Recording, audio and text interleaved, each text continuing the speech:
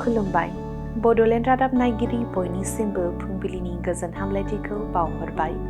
दिनै 13 दिसेम्बर 2024 इं मायथाइनि सानसेनि फानजामुथियाव थानाय राशिफोरखौ फरायथिनो लाबाय। मेष राशि साननाय हनाय जाफुंसारनायनि सान, धोन सम्पति सोरजिनो हानाय गोहो मोनगोन, साना गोजोनै बारगोन। वृष राशि गोसोआ गोजोनाव थागोन, हाबा मावनो थुलुंगा मोनगोन, नखराव गोजोननि थासारि जागोन। मिथुन राशि जुलि जानाय सुबुंफोरनि थाखाय साना जोबोर गाहाम, नखराव गोदान सोद्रोमा फैगोन, बिसि फिसायनि गेजेरनि अनलायनाया बांगोन। कर्कट राशि साना गाहाम नङा, गुबुनजों खोथा बाथ्रा गोरोबलायै जानो हागौ, गोसो हमथानानै थानांगोन। सिंह राशि साना खैफोदजों बुंफबनाय जागोन, लोगो सायख'नायाव सांग्रां जानांगोन, गोजान लामा दावबायैया गाहाम।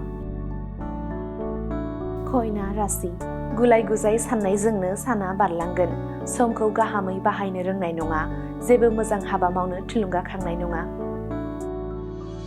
तुला राशि जेंना जेंसिजों जुजिनो गोनां जागोन, गावनि थाखाय सम मोनै जागोन, देहायाव बोलो गैयै जागोन। वृश्चिक राशि बेले बेजे जानानै थानाय सोमोन्दोआ मोजां जागोन, सुथुर जामगोन, बयजोंबो लोगोथिनि सोमोन्दो लाखिनो हागोन।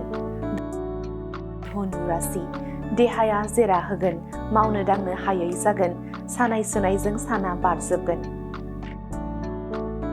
मकर राशि गोसो हमथानानै रां बाहायनांगोन, जेंनाजों मोगा मोगि जानो हागौ, रांनि गोनांथि जागोन।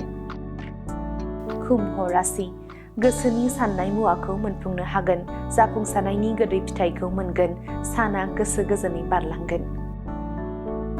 मीन राशि बायजोआव ओंखारोब्ला जानाय लोंनायाव सांग्रां जानांगोन, सावस्रिनि जेंना नुजाथिनो हागौ।